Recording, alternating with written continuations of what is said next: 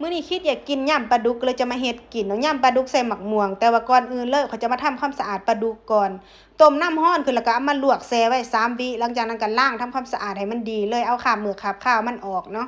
แล้วก็หั่นเป็นบั่งแบบนี้พี่น้องหั่นเป็นบั่งเพื่อว่าเวลาเฮาเอาไปอบตอนที่เฮาปรุงมันจะได้เข้าเนื้อเข้าหนังนะตอนอบนี่ข่อยสิใส่หัวชิงไข่ทุบๆแบบนี้นำเนาะส่วนการปรุงรสข่อยก็สิใส่เกลือแล้วก็ผงนัวลงไปผู้ใดบ่มักก็บ่ต้องใส่ก็ได้เนาะเอาไปอบหรือเอาไปปิ้งได้เลยเอาหัวชิงไข่นี่ลงไปขยำนำกันเลยหลังจากนั้นก็สิไปใส่ในหม้ออบลมร้อนพี่น้องถ้าผู้ใดมีก็อบได้ถ้าผู้ใดบ่มีปิ้งเอาก็ได้เนาะตอนอบปลาดุกอยู่ข่อยก็สิมาล้างผักเนาะผักนี่จะเป็นผักสดที่จะเอามาเตรียมกินกับแล้วก็ต้นหอมเพื่อจะเอาไปหั่น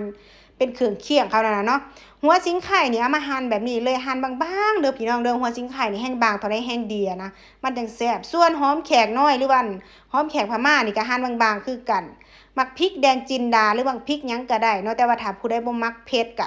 บ่ใส่ก็ได้เนาะเพราะว่าตอนเฮาย่ำเฮาจะใส่มักพริกป่นอีกทีนึงนะต้นหอมนี่ก็แม่นต้นหอมเครื่องเคียงของลาบปกตินั่นแหละพี่น้องแต่ว่ามื้อนี้พิเศษข้อยจะใส่เป็นผักแพรวลงไปนำเพราะว่าข้อยมักและอีกอย่างนึงผักแพรวน่ะข้อยเห็นเขาขายน่ะบู๊โคตรงามเลยพี่น้องหั่นแบบนี้เลยพอดีหั่นอันนี้ไว้ข้อยก็สิมาซอยหมักม่วงต่อเนาะหรือว่าฝานหมักม่วงนี่หมักม่วงเอาหนังเอาเนื้อมันออกแล้วก็มาสับหรือมาย่ำแบบนี้เลย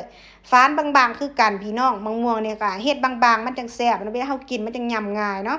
ฝานหมักม่วงแล้วก็สิมาจัดผักก่อนเพราะว่าปลาดุกบ่ทันสุกพี่น้องจัดผักแล้วพอดีปลาดุกสุกก็สิมาแกะเอาแต่เนื้อปลาดุกแบบนี้เลยเอากากเอาหยังมันออกให้หลายที่สุดเลยเพราะว่าถ้าเฮากินเข้าไปเจอกากมันสิบ่เป็นตากินเนาะหลังจากแกะเอาเนื้อมันแล้วก็มาซับแบบนี้ซับให้มันละเอียดเลยเฮ็ดแบบคล้ายๆคือลาบนั่นล่ะพี่น้อง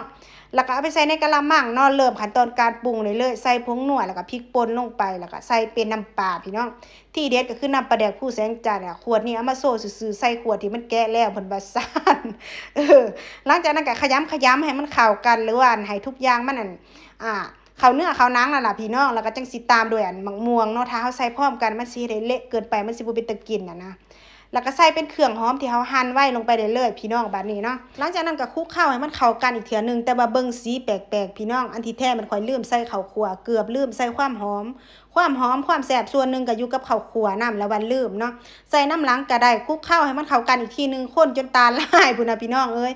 แล้วก็ซิมรสชาติเบิ่งถ้ามันโอเคแล้วก็ตักเสิร์ฟเนาะวิธีการกินอันนี้ของข้อยน่ะข้อยกินแบบนี้พี่น้องข้อยจะเอาผักนี่มาใส่หลายๆอย่างโลดแล้วก็เอามาพันกินกับอันนี้เอามาย้องใส่น่ะบอกเลยว่าเลิศขนาดเลยถ้ามีมักพริกลูกโดดใส่อีกนี่คือแบบที่หนึ่งเลยเมนูนี้สามารถเฮ็ดเป็นกับแกล้มก็ได้หรือว่ากับข้าวก็ได้เนาะอันที่จริงนี่ข้อยเคยเฮ็ดเมนูนี้ปีที่แล้วละครั้งนึงแต่ว่ามันอดบ่ไหวเนาะถ้าช่วงมะม่วงน้อยออกบ่ไหวก็เลยมาเฮ็ดกินคือแซ่บแรงพี่น้อง